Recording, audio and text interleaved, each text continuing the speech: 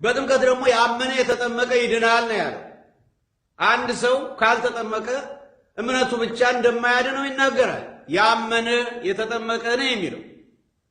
እንደገና ደግሞ በጥምቀት ሁለተኛ ያልተወለደ ወደ እግዚአብሔር መንግሥት አይገባም ነው የሚለው ቃሉ። ጥምቀትን ደግሞ ሁለተኛ ልደት ነው የሚለው ቃሉ። ስለዚህ እነዚህ ሕፃናት ሳንጠመቅ ሳናምን ሳንጠመቅ የወላጆቻችን እምነት የኛ ነው።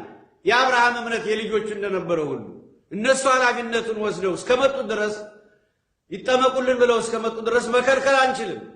ምክንያቱም በጌታ ጉባኤ ማቴዎስ 19 ላይ እናቶች እኛ ብቻ እየተባረክን እኛ ብቻ ጸጋ በረከቱን እያገኘን ለምን ብለው ልጆቻቸውም እንዲባረኩላቸው ይዘው ወደ ጌታ ጉባኤ በሄዱ ጊዜ ሐዋርያት ከልክለው ነበር።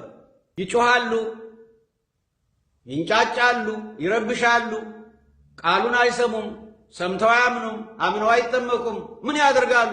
መልሱ አሉ ይላል ማቴዎስ 19። ጌታ ግን ኢትክልዎሙ ለሕፃናት ይምጽኡ ኀቤ እስመ ለዘከመ እሉ ይእቲ መንግሥተ ሰማያት ነው ያለላቸው። መንግሥተ ሰማያት የተባልኩ እኔ እንደነሱ ላሉ ነኝ ነው። መንግሥተ ሰማያት ማለት ራሱ ኢየሱስ ክርስቶስ ስለሆነ መንግሥተ ሰማያትን አሳየንና ይበቃናል አሉ። መንግሥተ ሰማያትስ ነያ ማእከሌክሙ፣ መንግሥተ ሰማያት የተባልኩ እኔ በመካከላችሁ ነኝ። እንደገና የሚቀጥለውም ለዘላለም የምኖር ሰውም የእግዚአብሔር መንግሥት እሱ መንግሥተ ሰማያት ነው። ሌላው የመንግሥተ ሰማያት ምሳሌ ዋናውም ቤተ ክርስቲያን ናት።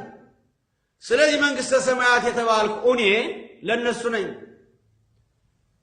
እኔ ለሰዎች የምገኝበት ጥምቀትም ለነሱ ነው። እኔ ከሰዎች ጋር ሰዎችን ሁለተኛ የሚወልድበት ብቻ መንግሥተ ሰማያት እንደነሱ ላሉ ናት፣ እንደነዚህ ላሉ ናት በማለት ፈቅዶላቸዋል። ስለዚህ እጁን ጭኖ ባረካቸው ነው የሚለው። በረከቱን አባክኗል ማለት ነው። ማቴዎስ 8፣ ማቴዎስ 15፣ ማቴዎስ 17 የተለያዩ ሕፃናት በተለያየ በሽታ ተይዘው ሲኖሩ ወላጆቻቸው ናቸው ያመኑ። ወላጆች አምነው ልጆቻችን እባክህ ልጄን ፈውስልኝ አለች። ልጄን ፈውስልኝ አለው። ተጠየቀ። በወላጆች እምነት ልጆችን ፈወሰ። ከደዌ ሥጋ ገላገለ።